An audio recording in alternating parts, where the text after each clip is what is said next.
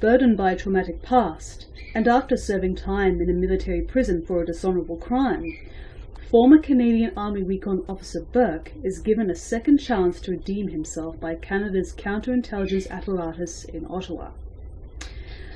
Burke's new superior, Stephen Forsyth, immediately assigns him to West Africa to aid their NATO allies in disrupting an Al-Qaeda arms deal and hunt down the Eri Syndicate, the shadowy trafficking network behind it, anonymous criminals whose ruthless ambition takes a turn for the worse when their newest, exclusive weapons-grade chemical, Crimson Zero, could theoretically open the floodgates to uncontrolled nuclear proliferation in the heated post-9/11 world.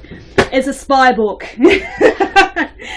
So Crimson Zero was written by Ryan Gallant, a first-time author.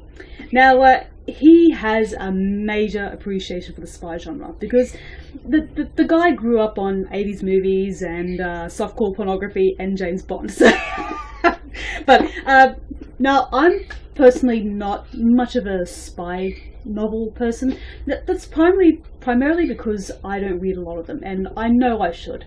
I know Tinker Tailor Soldier Spy is one of the best spy books ever written, but I don't really feel any sort of inclination to read anything by Ian Fleming because the guy thought lesbianism could be cured by a heterosexual encounter. But look, Crimson Zero is a postmodern spy book, and what I like most about it is that it doesn't traditionally follow the James Bond formula, but there is the inspiration in there, as well as from a couple of other sources. Gallant himself has a very meticulous point of view when it comes to examining international affairs. He's a very sort of politically minded person, but he's not what you'd call a political doctor. He tends to subscribe more to common sense, and you know what? That's good. This book is quite easy to follow. It's comprehensively written, and it tells the story at a good clip. Now, as I said, I'm not really into the spy thing, but I tend to keep an open mind while I'm reading. And Crimson Zero managed to entertain me, and I thought it was fine. Now, some of its disruptions do come from some of the pacing. There are a couple of sequences in this book that could have been trimmed back just a little bit more. I'm not saying that they were absolutely superfluous, but obviously since Gallant himself is a debut novelist, he's still cutting his teeth and he's still trying to sort of, mould his craft, and that's the same with any other author out there. The character of John Burke is an interesting one. He's obviously the initials JB, James Bond. Again, that's another James Bond reference for you. He's fascinating because he has a very checkered past. Now, Gallant himself has gone on the record by saying that he is going to try and explore Burke's past through the subsequent books he's going to be writing. But for the most part, what I like about Burke is that he is the devil I don't know. You do get a couple of insights into his mind and his heart through the book in terms of when his thoughts are being written on the page, but for the most part you don't know quite that much about him, and I think that's one of his best qualities. You're not sure if he is going to turn on a dime and become the mole in the operation. My favourite character actually is Jill Pierce, who is the CIA operative.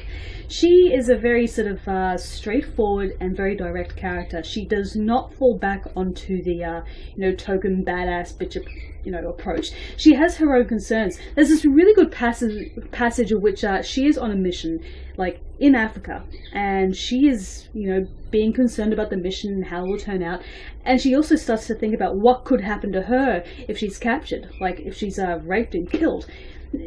Gallant gives his characters a more human dimension. He does not write them strictly as a cipher, and the characters in this book are perhaps the strongest feature. As I said, this is a debut novel. This is not supposed to be the high epitome of the genre, but it does well. And I do believe that Gallant has a major future in writing. What he just needs to do is try to keep more of a a level on what he writes. He needs to sort of focus his energies even further, just to make sure the tale goes along at an almost seamless pace. Now, that may be asking too much, and I do apologise, because I, by nature, am not an author, so for me to cast that sort of judgment is ridiculous, and I do apologise. But there is always room for improvement when you are a first-time writer. No debut novel is perfection. And Crimson Zero, for better or worse, is not perfect, but it does the job. So I give Crimson Zero a 3.5 out of 5. And once again, that's coming from somebody who's not really into the spy genre, but going in there with an open mind and just, going along with it. That's what will help you get through this novel. So, yes, that was my review of Ryan Gallant's Crimson Zero, and I shall see you on the other side. Bye-bye.